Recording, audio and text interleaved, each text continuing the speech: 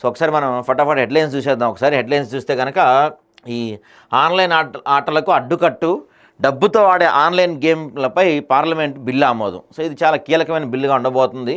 ఇక లోక్సభలో కొత్త బిల్లులపై తుఫాను, రాహుల్ గాంధీ తీవ్ర విమర్శలు చేశారు. ఆయన ఈ ఇందాక చెప్పిన బిల్లు ఏదైతే ఉందో ప్రజాప్రతినిధులను కూడా అరెస్ట్ చేయొచ్చు, వాళ్ళ పదవులను తీసేయచ్చు అరెస్ట్ అయితే అనే వాటి గురించి రాహుల్ గాంధీ తీవ్ర అభ్యంతరం వ్యక్తం చేస్తున్నారు. ఇక 150 కోట్లు జాతరకు కేటాయించబోతున్నారు. శాశ్వత నిర్మాణం, సౌకర్యాల కోసం నిధులు మంజూరు. మేడారం మహాజాతర కోసం తెలంగాణ ప్రభుత్వం ఏర్పాట్లు. సీఎం, డిప్యూటీ సీఎం నిర్ణయంపై స్పందించిన సీతక్క. ఇది జరిగితే బాగుంటుందండి. ఎందుకంటే ప్రతి సంవత్సరం మనకి మేడారం జాతర రాగానే వందల కోట్లు కేటాయింపులు జరుగుతున్నాయి, కానీ అక్కడ టెంపరీగా కడుతున్నారు. శాశ్వతంగా ఉండేవి కడితే మాత్రం కొంత మార్పు వచ్చే పరిస్థితి ఉంటుంది. మూసీ ప్రక్షాళన కొందరికి నచ్చట్లేదు, కొందరికి కాదు ఎవరికి నచ్చట్లేదు, అది వేరే విషయం అనుకోండి. సరే, ఫ్యూచర్ సిటీ కాన్సెప్ట్, కొత్త తరానికి ఆధునిక నగరం, స్మార్ట్ ఇన్ఫ్రాస్ట్రక్చర్, భవిష్యత్ సౌకర్యాల కోసం పునాది. ఇప్పుడు రేవంత్ రెడ్డి గారు ఎలా ఉంటుందంటే, ఒక రైతు సరే సామాన్య మానవుడు అనుకోండి, మన దగ్గరికి వచ్చి అన్న నాకు ఆకలి వేస్తుందన్న అంట.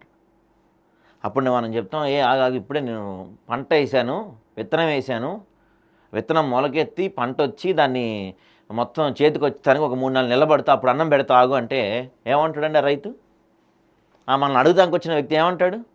అట్లుంది మీదే. ఇప్పుడు నాకు ఆకలేస్తున్నారు బాబు అంటే ఆగండి ఇప్పుడు కాదు, మనం ఫ్యూచర్ సిటీ కట్టుకుందాం, అప్పుడు మీకు అసలు ఎక్కడికో తీసుకెళ్తా అంటుంటుంది నేను చెప్పేది. నెక్స్ట్ ఇక రైతన్నకు వరి గోస. తెలంగాణలో రైతన్నకు యూరియా సమస్య, వరి సాగు పెరగడంతో యూరియాకు కొరత. ఈ గ్యాప్లో ఏం చేస్తున్నారంటే దీంట్లో 2 రకాలు ఉన్నాయండి.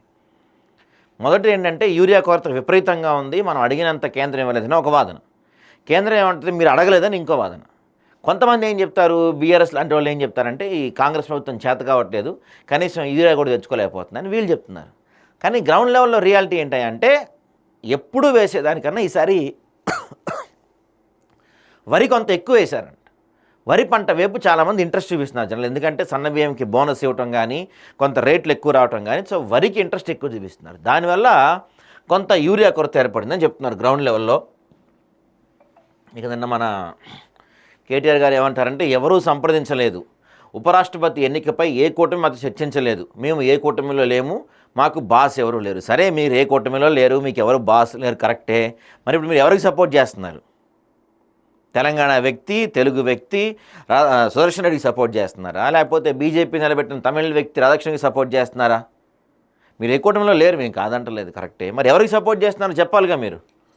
టైం వచ్చినప్పుడు చెప్తారట ఆయన. ఇక ఉపరాష్ట్రపతి అభ్యర్థిగా ఆయన నామినేషన్ వేశారు నిన్న రాధాకృష్ణన్ గారు.